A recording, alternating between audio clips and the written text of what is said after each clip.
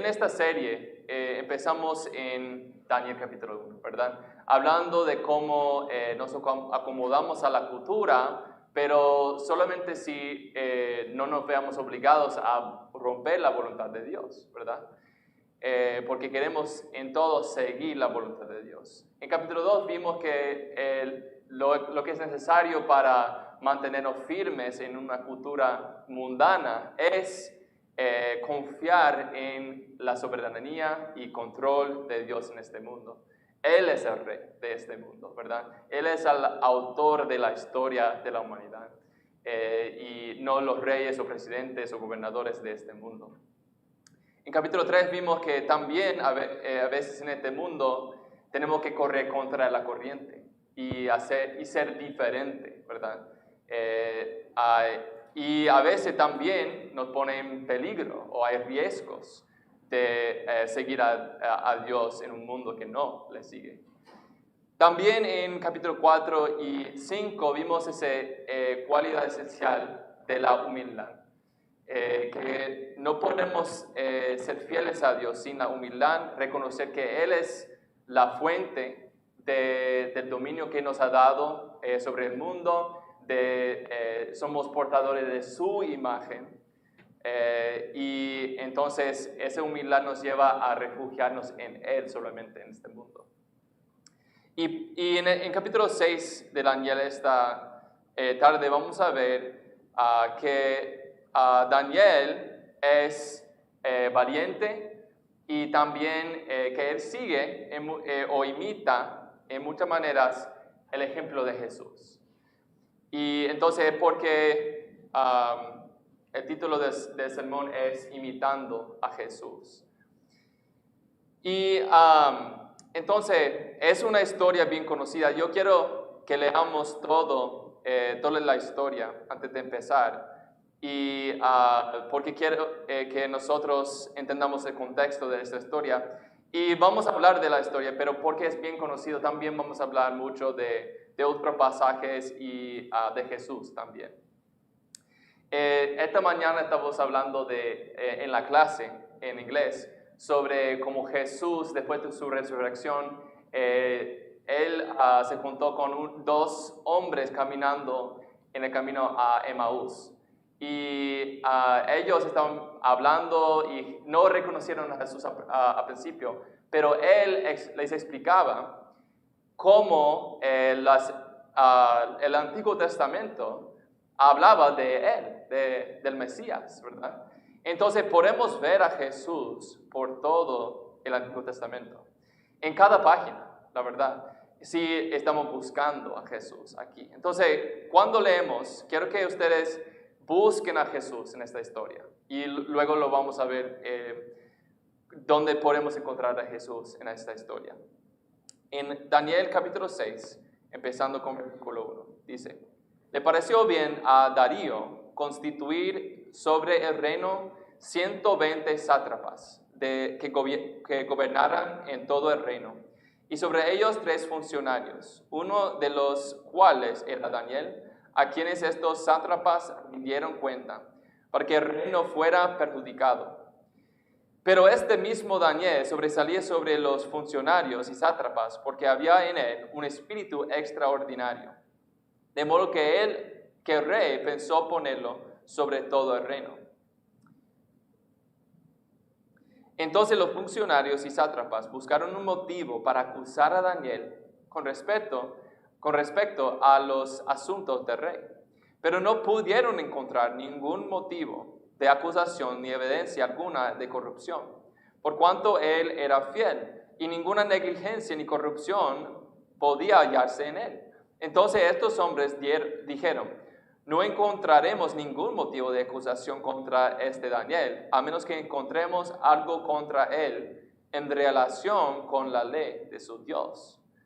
Estos funcionarios y sátrapas, de común acuerdo, fueron entonces al rey y le dijeron así: Rey Darío, viva para siempre. Todos los funcionarios del reino, prefectos, sátrapas, altos oficiales y gobernadores han acordado que el rey promulgue un edicto y ponga en vigor el mandato de que cualquiera que en el término de 30 días haga petición a cualquier dios u hombre fuera de usted, oh rey, sea echado en el foso de los leones. Ahora pues, oh rey, promulgue el mandato y firme el documento para que no sea modificado, conforme a la ley de los medos y persas, que no puede ser revocada. Por tanto, rey Darío firmó el documento, esto es el mandato. Cuando Daniel supo que había sido firmado el documento, entró en su casa. En su aposento superior tenía ventanas abiertas en dirección a Jerusalén. Y como solía hacerlo antes, continuó arrodillándose 3 veces al día, orando y dando gracias ante su Dios. Entonces estos hombres de común acuerdo fueron y encontraron a Daniel orando y suplicando delante de su Dios, por lo cual se presentaron ante el rey y le oraron tocante al mandato real. ¿No firmó usted un mandato que cualquier hombre que en el término de 30 días hiciera petición a cualquier dios o hombre fuera de usted, oh rey, fuera echado en el foso de los leones? La orden es cierta conforme a la ley de los medos y persas, que no puede ser revocada, respondió el rey. Entonces ellos respondieron, Daniel, que es uno de los deportados de Judá, no le hace caso, oh rey, ni del mandato que usted firmó, sino que 3 veces al día hace su oración. Y al oír estas palabras, el rey se afligió mucho y se propuso librar a Daniel. Y hasta la puerta del sol estuvo buscando la manera de librarlo. Entonces aquellos hombres vinieron de común acuerdo al rey y le dijeron, reconozca, oh rey, que es ley de los medos y persas y que ningún mandato o edicto que el rey establezca puede ser revocado. El rey entonces dio órdenes que trajeron a Daniel y lo echaran en el foso de los leones. El rey habló a Daniel y le dijo, tu Dios, a quien sirves con perseverancia, Él te librará. Trajeron una piedra y la pusieron sobre la boca del foso. El rey la selló con su anillo y con los anillos de sus nobles, para que nadie pudiera cambiarse de lo ordenado en cuanto a Daniel. Después el rey se fue a su palacio y pasó la noche en ayuno. Ningún entretenimiento fue traído ante él y se le fue el sueño. Entonces el rey se levantó al amanecer, a rayar el alba, y fue a toda prisa al foso de los leones. Y acercándose al foso, gritó a Daniel con voz angustiada. El rey habló a Daniel y le dijo, Daniel, siervo del Dios viviente, tu Dios, a quien sirves con perseverancia, ¿te ha podido librar de los leones? Entonces Daniel respondió al rey, oh rey, viva para siempre. Mi Dios envió su ángel y cerró la boca de los leones y no me han hecho daño alguno, porque fui hallado inocente ante él. Y tampoco ante usted, oh rey, he cometido crimen alguno. El rey entonces se alegró mucho y mandó sacar a Daniel del foso. Cuando Daniel fue sacado del foso, no se encontró en él lesión alguna, porque había confiado en su Dios. El rey dio órdenes que trajeran a aquellos hombres que habían acusado falsamente a Daniel y que los echaran a ellos y a sus hijos y a sus mujeres en el foso de los leones. No habían llegado aún al fondo del foso, cuando ya los leones se habían apoderado de ellos y triturado todos los huesos. Entonces el rey Darío escribió a todos los pueblos, naciones y lenguas que habitaban en toda la tierra, que abunde su paz. De parte mía se proclama un decreto de que en todo el dominio de mi reino todos teman y tiemblen delante del Dios de Daniel, porque Él es el Dios viviente que permanece para siempre, y su reino no será destruido, y su dominio durará para siempre. Él es el que libra y rescata, hace señales y maravillas. En el cielo y en la tierra, el que ha librado a Daniel del poder de los leones. Y este mismo Daniel prosperó durante el reinado de Darío y durante el reinado de Ciro el persa. Ok, entonces, gracias por escuchar esa lección o lectura muy larga. Pero mira esa historia, es una historia bien conocida, pero es asombrosa, ¿no? Esa historia. Y vamos a ver ahora las conexiones entre la historia de Daniel y la historia de Jesús. Primero, mira que los dos, ambos, fueron odiados, Jesús y Daniel. Y otros conspiraron contra ellos por celos, ¿verdad? Daniel porque los otros sátrapas querían su puesto. Entonces, los acusadores no pudieron encontrar nada de que acusarlos. Eran inocentes, los dos. 3, la única acusación que pudieron encontrar se refería a su devoción a Dios. También ambos acusadores usaron traición o volverse contra el rey como una acusación falsa. Pero mira aquí también. También ambos oraron 3 veces. Daniel por día, 3 veces por día, y Jesús 3 veces en Getsemaní. Tanto Darío como Pilato también querían tratar de liberar al acusado, pero no pudieron o no quisieron. Ambos también fueron metidos en un lugar encerrado por roca y sellado por roca en la boca también, y sellado por un gobernante y dejado por muertos.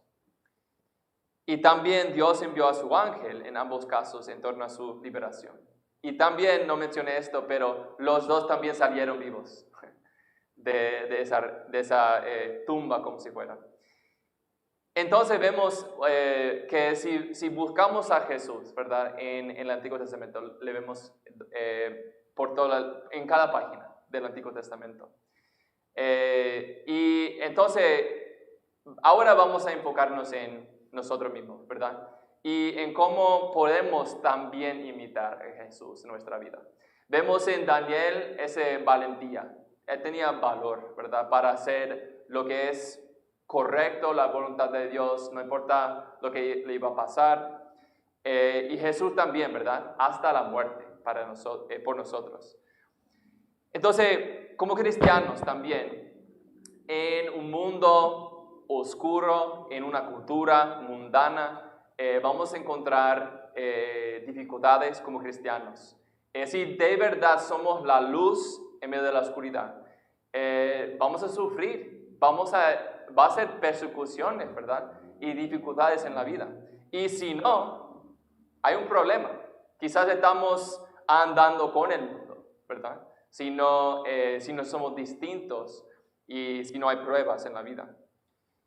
Vamos a ver 2 pasajes que hablan de este principio, que no nos debe sorprender cuando estamos viviendo como Cristo y sufrimos por Cristo. Mira primero, 1 de Pedro 4, y dice versículo 12, amados, no se sorprendan del fuego de prueba que en medio de ustedes ha venido para probarlos, como si alguna cosa extraña les estuviera aconteciendo. Antes bien, en la medida en que comparten los padecimientos de Cristo, regocíjense, para que también en la revelación de su gloria se regocijen con gran alegría. Si ustedes son insultados por el nombre de Cristo, dichosos son, pues el Espíritu de gloria y de Dios reposa sobre ustedes. Ciertamente por ellos Él es blasfemado, pero por ustedes es glorificado. Que de ninguna manera sufra a alguien de ustedes como asesino o ladrón o malhechor o por entrometido. Pero si alguien sufre como cristiano, que no se avergüence, sino que como tal glorifique a Dios. Entonces, si de verdad vivimos como Cristo, imitamos a Cristo en nuestra vida, vamos a sufrir como Él sufrió, ¿verdad? Cada uno de nosotros, ¿qué dice Jesús? Niéguese a sí mismo, toma su cruz, ¿verdad? Y sígueme. Vamos a sufrir como Él. en la vida si de verdad somos como Él. No como asesino o ladrón, no por pecado, ¿verdad? Eso causa sufrimiento también, pero hablamos de otro sufrimiento cuando andamos en el camino de Cristo. Mira también Juan capítulo 15. Juan capítulo 15.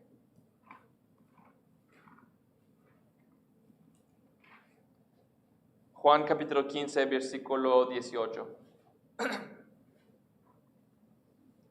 Dice, si el mundo los odia, sepan que me ha odiado a mí antes que a ustedes.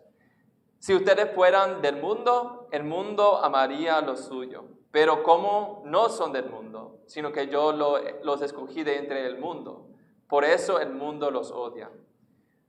Acuérdense de la palabra que yo les dije, un siervo no es mayor que su Señor.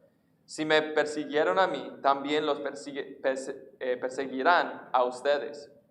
Si guardaron mi palabra, también guardarán la de ustedes. Pero por eso les harán por causa de mi nombre, porque no conocen a aquel que me envió. Y si yo no hubiera venido y no les hubiera hablado, no tendrían pecado. Pero ahora no tienen excusa por su pecado. Entonces ahí vemos también, ¿verdad?, que si somos como Jesús en el mundo. Él llegó a un mundo siendo una luz, ¿no?, en medio de la oscuridad. Todo a su alrededor fue como mundano, malo, pero Él llegó como la luz en medio de la oscuridad. ¿Y cómo le trataron la oscuridad a la luz? Mal, ¿verdad? Le trataron mal, le persiguieron. Entonces, no debería sorprendernos, ¿verdad?, cuando nosotros sufrimos igual que Jesús. Y si no, como dije, si no estamos pasando por pruebas en la vida, quizás no somos tan diferentes que el mundo, ¿verdad? No somos muy distintos del mundo, porque la luz brilla en la oscuridad. La luz, se puede ver una luz claramente en medio de la oscuridad. Y yo creo que también no es fácil ser diferente, ¿verdad? Como Daniel en este caso. Le hubiera sido más fácil no orar así en público. Pero la valentía de uno, ¿verdad?, inspira a otros a tomar también otro paso de fe en su vida. Quiero ver dos ejemplos de esto en estos pasajes aquí. Una de mis historias favoritas en los evangelios es Marcos capítulo 5. Todos vamos a Marcos capítulo 5. Y aquí en Marcos capítulo 5 es lo que yo llamo el milagro sándwich. Porque tenemos primero a Jairo que pide sanación para su hija que está muriendo. Luego en camino a la casa de Jairo, líder de la sinagoga, oficial de la sinagoga, Jesús se encuentra con otra mujer que tiene ese flujo de sangre. Y luego, después de sanarle a ella, por fin llega a la casa de Jairo y sana a la hija de ella. Entonces, como en medio de un milagro, hay otro milagro en medio, o otra sanación en medio. Entonces, como una sanación sándwich o algo así. Pero vamos a enfocar en la parte en medio, cuando él sana a la mujer. Y vamos a empezar leyendo en versículo 25. Marcos 5, 25. Dice, había una mujer que padecía de flujo de sangre por 12 años. Había sufrido mucho a manos de muchos médicos y había gastado todo lo que tenía sin provecho alguno, sino que al contrario había empeorado. Cuando ella oyó hablar de Jesús, se llegó a él por detrás entre la multitud y tocó su manto, porque decía, si tan solo toco sus ropas, sanaré. Al instante la fuente de su sangre se secó y sintió en su cuerpo que estaba curada de su aflicción. Enseguida Jesús, dándose cuenta de que había salido poder de él, volviéndose entre la gente, dijo, ¿quién ha tocado mi ropa? Y sus discípulos le dijeron, ¿ves que la multitud te oprime? Y preguntas, ¿quién me ha tocado? Pero él miraba a su alrededor para ver a la mujer que lo había tocado. Entonces la mujer, temorosa y temblando, dándose cuenta de lo que le había sucedido, vino y se postró delante de él y le dijo toda la verdad. Hija, tu fe te ha sanado, le dijo a Jesús. Vete en paz y queda sana de tu aflicción. Entonces, esta mujer, ¿verdad? Sufrió de un flujo de sangre, ¿verdad? Y por 12 años. Entonces, ella fue como perpetuamente impura. No podía entrar en la congregación para adorar a Dios, ni dar sacrificios, ni nada de eso, ¿verdad? Era muy aislada, como un leproso, más o menos. Nadie le quería tocar porque hubieran sido impuros también. Si ella también tocó a alguien, entonces, o tocara a alguien, ellos también habrían sido impuros. Entonces ella era como una fábrica andante de impurezas, ¿no? Y si pensamos que el COVID fue difícil, por 12 años ella está sola, aislada, y no puede entrar en la comunidad. Entonces, pero mira la fe de ella, ¿no? Porque ella, si leemos todos los milagros de antes de eso, nadie pensaba, si yo toco solamente el borde de su manto, me va a sanar. Nadie tenía esa fe, nadie pensaba así. Ella solamente tenía esa fe fuerte y esa creencia que si toco solamente el borde de su manto, me va a sanar. Y con esa fe ella se acerca a Jesús, no quiere que nadie le vea, ¿verdad? Y va en secreto y toca su manto. Y ella se sana, ¿verdad? Y Jesús dice al fin que es por su fe, ¿verdad? Es por esa fe de tomar otro paso que nadie había hecho antes, ¿verdad? Entonces, Jesús también no está bien, Jesús no quiere dejar que ella salga sin reconocerlo. ¿Por qué? Él quiere llamar la atención a lo que había hecho. Primero porque todos pensaban que ella fuera impura, ¿no? Perpetuamente impura. Pero ahora quiere dar a conocer a todos que ahora está sanada, ¿verdad? Ahora es pura, ¿verdad? Y ahora ustedes pueden recibirle atrás a la comunidad. Quiere llamar la atención para que la comunidad le acepte otra vez, ¿no?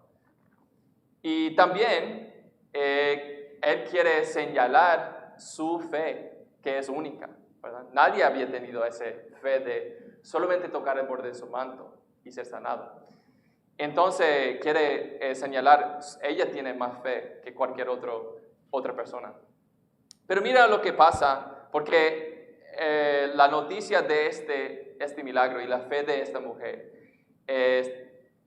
esparce por toda esa región. Porque mira lo que pasa en capítulo 6, al fin de capítulo 6, versículo 53. Dice, terminada la travesía, llegaron a tierra de Genesaret y atracaron en la orilla. Cuando salieron de la barca, la gente enseguida reconoció a Jesús y corrieron apresuradamente toda aquella región. Y comenzaron a traer a los enfermos en sus camillas, a donde oían decir que él estaba. Y donde quiera que él entraba en aldeas, ciudades o campos, ponían a los enfermos en las plazas y le rogaban que les permitiera tocar siquiera el borde de su manto. Y todo lo que lo tocaban quedaban curados. Entonces mira cómo la fe de esta mujer, ¿verdad? Que tomó otro paso de fe que nadie hubiera creído posible antes. Y ahora ella tiene la fe para tomar otro paso. Y ahora después de las noticias de su fe esparzan sobre toda la región. Ahora, ellos también, muchos más, tienen fe para hacer lo mismo, ¿no? Entonces, ese principio, ¿verdad? Que la fe de uno inspira a los demás. Mira también en la vida de Pablo, ¿verdad? Cuando él escribe de la cárcel en Filipenses capítulo 1 y dice que ahora hay muchos más hermanos que tienen más valor para hablar la palabra abiertamente porque Pablo fue a la cárcel por predicar, ¿no? El evangelio. Y ahora hay muchos más hermanos que por ver el ejemplo de Pablo ahora predican con valor, ¿verdad? No importa si voy a la cárcel, Pablo fue a la cárcel, yo puedo predicar también, ¿no? Entonces, la fe de uno, que toma otro paso, que sale de su zona de comunidad, ¿no? Inspira a otros a ser igual. Entonces, nosotros nos necesitamos uno al otro, ¿verdad? No podemos ir solos y ser valientes. Nosotros necesitamos también el ejemplo de cada uno. Y nosotros nos inspiramos con tomar otro paso de fe en la vida. Algo que quizás nadie más hubiera creído posible. Pero cuando tomamos ese paso de fe, inspira a los demás para también tomar más pasos de fe en su vida. Y entonces podemos imitar a Jesús en eso, ¿verdad? Entregándonos al Padre, si es necesario, hasta la muerte, ¿verdad? Por el bien de los demás, por el amor de los demás. Vamos a seguir con otro ejemplo que vemos en Hechos capítulo 4. Otro ejemplo de esto, de la fe y valor de Pedro y Juan. Fe y valor de Pedro y Juan. En Hechos capítulo 4. Empezando con versículo 5. Hechos 4, versículo 5.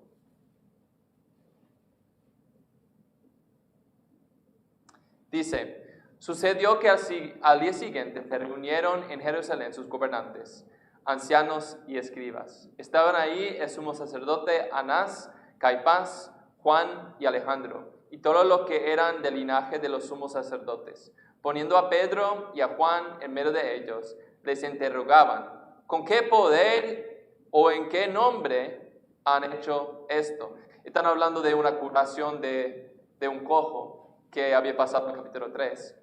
Y ahora cuestionan o interrogan a estos dos hombres. Versículo 8. Entonces Pedro, lleno del Espíritu Santo, les dijo, gobernantes y ancianos del pueblo, si se nos está interrogando hoy por causa del beneficio hecho a un hombre enfermo, de qué manera éste ha sido sanado, sepan todos ustedes que todo el pueblo de Israel, que en el nombre de Jesucristo, el Nazareno, a quien ustedes crucificaron, y a quien Dios resucitó de entre los muertos, por él este hombre se halla aquí sano delante de ustedes. Este Jesús es la piedra designada por ustedes, los constructores, pero que ha venido a ser la piedra angular. En ningún otro hay salvación, porque no hay otro nombre bajo el cielo dado a los hombres en el cual podamos ser salvos. Al ver la confianza de Pedro y de Juan, y dándose cuenta de que eran hombres sin letras y sin preparación, se maravillaban y reconocían que ellos habían estado con Jesús. Y viendo de pie junto a ellos al hombre que había sido sanado, no tenían nada que decir en contra. Pero después de ordenarles que salieran fuera del concilio, deliberaban entre sí. ¿Qué haremos con estos hombres? Decían. Porque el hecho de que un milagro notable ha sido realizado por medio de ellos es evidente a todos los que viven en Jerusalén, y no podemos negarlo. Pero a fin de que no se divulgue más entre el pueblo, vamos a amenazarlos para que no hablen más a ningún hombre en este nombre. Cuando los llamaron, les ordenaron no hablar ni enseñar en el nombre de Jesús. Pero Pedro y Juan les contestaron, ustedes mismos juzguen si es justo delante de Dios obedecer a ustedes en vez de obedecer a Dios. Porque nosotros no podemos dejar de decir lo que hemos visto y oído. Y después de amenazarlo otra vez, los dejaron ir, no hallando la manera de castigarlo por causa del pueblo, porque todos glorificaban a Dios por lo que había acontecido. Porque el hombre en quien se había realizado este milagro de sanidad tenía más de 40 años. Y cuando quedaron en libertad, fueron a los suyos y les contaron todo lo que los principales sacerdotes y los ancianos les habían dicho. Al oír ellos esto, unánimes alzaron la voz a Dios dijeron, oh Señor, tú eres el que hiciste el cielo y la tierra, el mar y todo lo que en ellos hay. El que por el Espíritu Santo, por boca de nuestro padre David, tu siervo dijiste, ¿por qué se enfurecieron los gentiles y los pueblos tramaron cosas vanas? Se presentaron los reyes de la tierra y los gobernantes se juntaron a una contra el Señor y contra su Cristo. Porque en verdad en esta ciudad se unieron tanto Herodes como Poncio Pilato, junto con los gentiles y los pueblos de Israel, contra tu santo siervo Jesús, a quien tú ungiste, para hacer cuanto tu mano y tu propósito habían predestinado que sucediera. Ahora, Señor, considera sus amenazas y permite que tus siervos hablen tu palabra con toda confianza, mientras extiendes tu mano para que se hagan curaciones, señales y prodigios mediante el nombre de tu santo siervo Jesús. Después que oraron, el lugar donde estaban reunidos tembló y todos fueron llenos del Espíritu Santo y hablaban la palabra de Dios con valor. Entonces mira que Juan y Pedro, ellos declaran el nombre de Jesús con valor, ¿verdad? Ellos cuando son cuestionados o interrogados por estos oficiales dicen, es en el nombre de Jesús que le sanamos a este hombre cojo. Y vemos por qué en versículo 13. Mire versículo 13. ¿Por qué tenían tanto valor estos hombres sin letra, sin preparación? Y dice que ellos habían estado con Jesús. Entonces, ¿a quién están imitando? A Jesús, ¿verdad? Ellos habían aprendido, habían vivido con Jesús día tras día y aprendían de Él para poder imitarle en sus vidas, ¿no?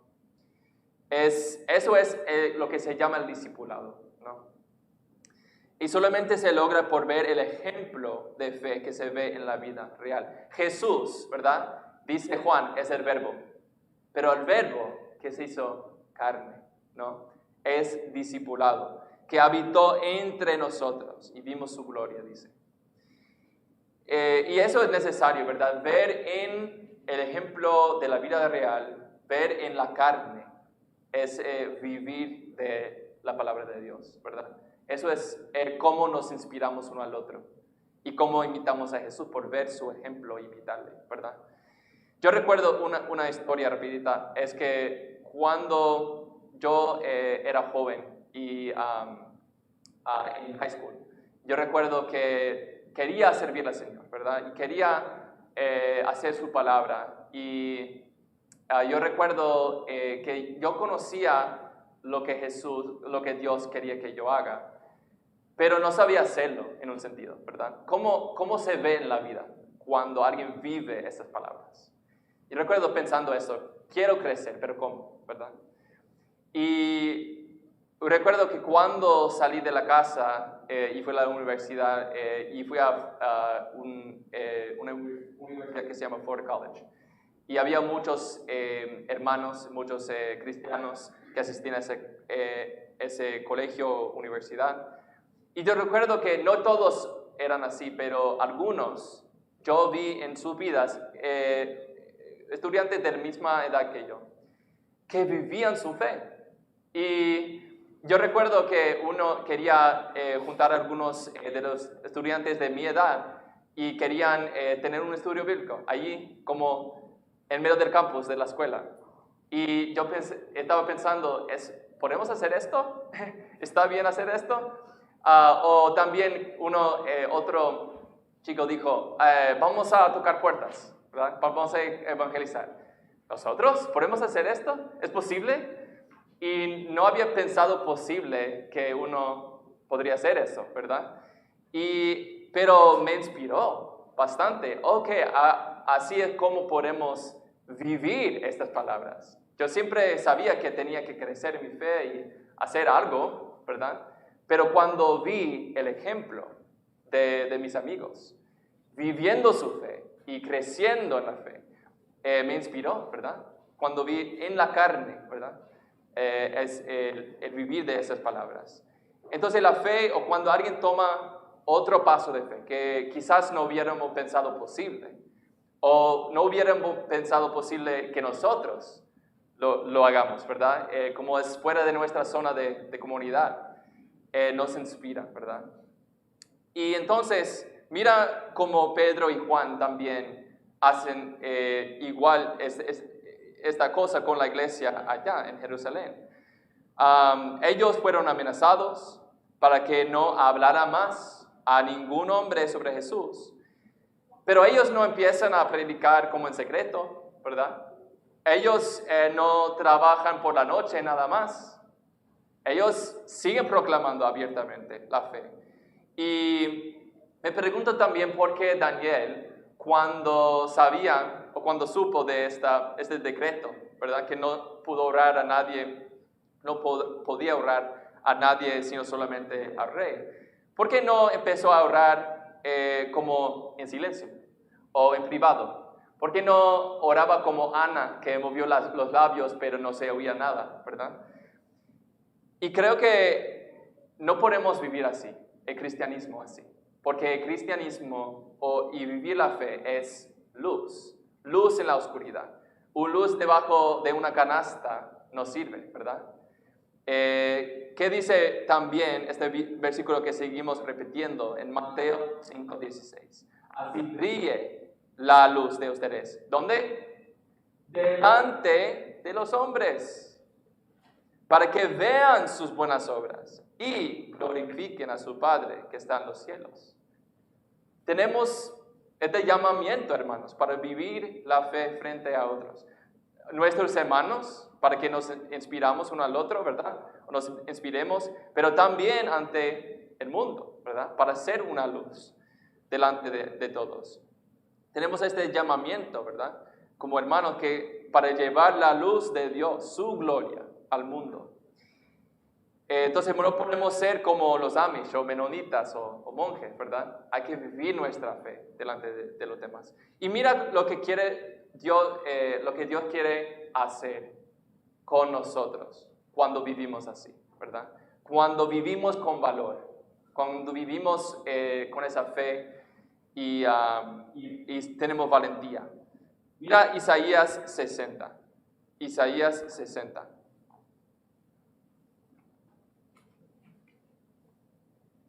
Me encanta este pasaje. ¿Qué quiere hacer Dios con nosotros en el mundo cuando vivimos así? Isaías 60.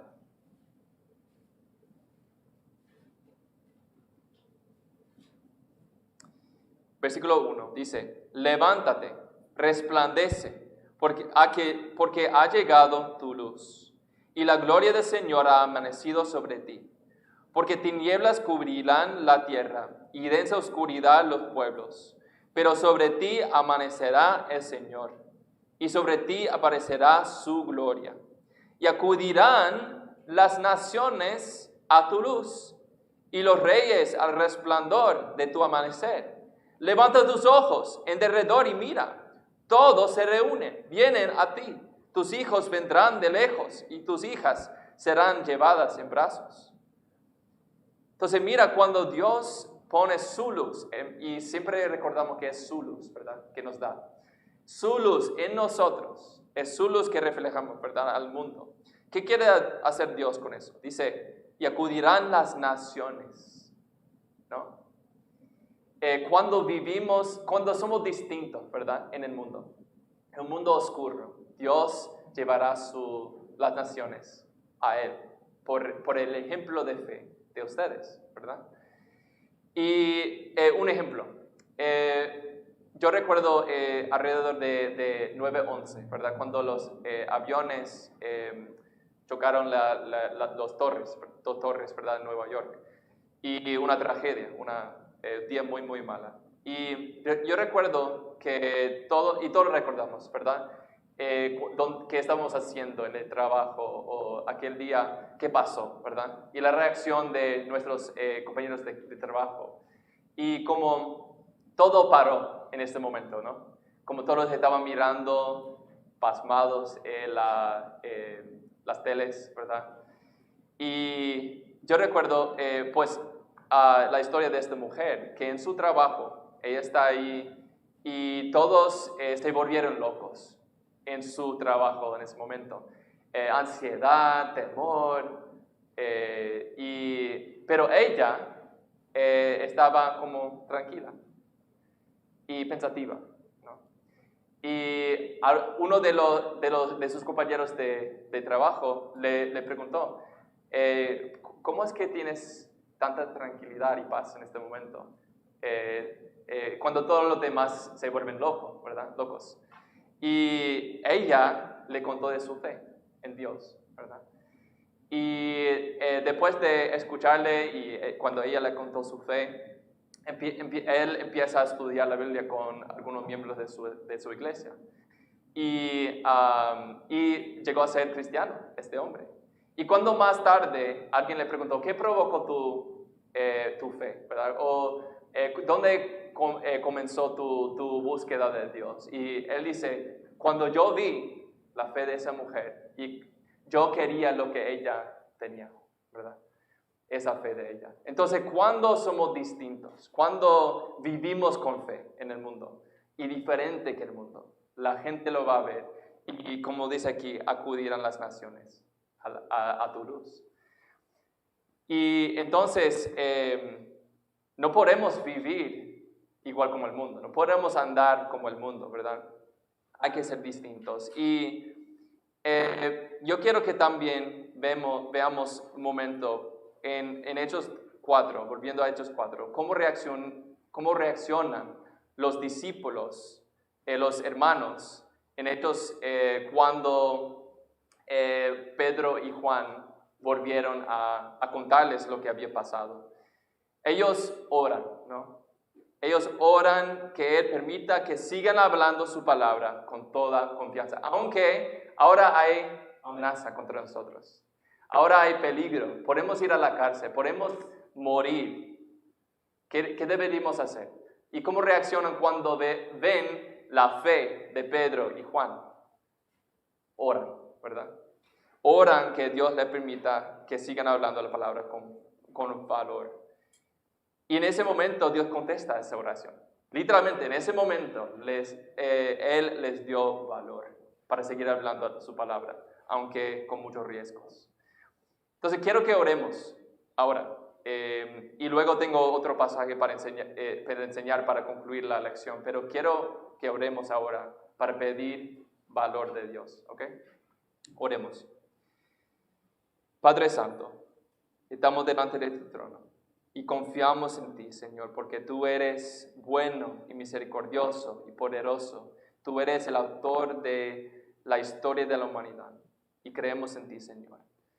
Gracias, Señor, por brillar tu luz en medio de la oscuridad. Gracias, Señor, por darnos tu luz. Señor, ayúdanos, por favor, a ser diferentes en este mundo muy oscuro. Danos el valor, Señor, por favor, para vivir diferente, para hablar abiertamente de tu verdad. Porque tú eres grande, Señor. Y muchos en el mundo no creen que tú eres bueno. Muchos en el mundo te critican, Señor, pero ayúdanos, Señor, a hablar al mundo con valor, con amor, la verdad de ti. Señor, por favor, en cada cosa que en este momento, cada uno de nosotros tenemos temores, cada uno de nosotros, Señor, admitimos que no queremos a veces tomar otro paso, no queremos salir de nuestra zona de comunidad. Ayúdanos, Señor, a tomar ese paso de fe. Y todos sabemos lo que es en este momento. Señor, por favor, ayúdanos a tomar ese paso de fe. Danos tu valentía, Señor, tu fuerza. No podemos hacerlo solo. Dependemos de ti. En el nombre de Jesús. Amén. Entonces, vamos a terminar con Isaías 50. Si ya todavía están en 60, podemos volver a Isaías 50. En Daniel 6 dijo que Daniel cuando salió del foso, ¿verdad? Salió porque tenía confianza en Dios. Y como señala esa cualidad de Daniel. Y quiero ver también el ejemplo de Jesús. Y quizás usted se pregunta, ¿cómo es el ejemplo de Jesús aquí en Isaías? Pero lo que me encanta de Isaías es que hay 4, lo que se llaman cantos del siervo en el libro de Isaías. Probablemente el más conocido es capítulo 53, ¿verdad? Pero hay 3 más. Aquí en capítulo 50 vemos uno. Y lo que me encanta de este canto del siervo, es Jesús que habla aquí. Vemos en el corazón de Jesús, cuando estaba pasando todas sus pruebas, es decir, sus, ¿cuál es la palabra? Tribunales, cuando estaba en el tribunal, sus juicios y hasta la muerte. No vemos en los evangelios mucho de sus pensamientos, ¿verdad? Vemos que estaba callado, como oveja que va al matadero. Pero aquí vemos algo de los pensamientos de Jesús. ¿Qué está pasando en su corazón? Y me inspira el ejemplo de Jesús aquí. ¿Qué le dio esa confianza para pasar por todos esos padecimientos y dificultades hasta la muerte? Mira lo que dice, y vamos a empezar con versículo 4.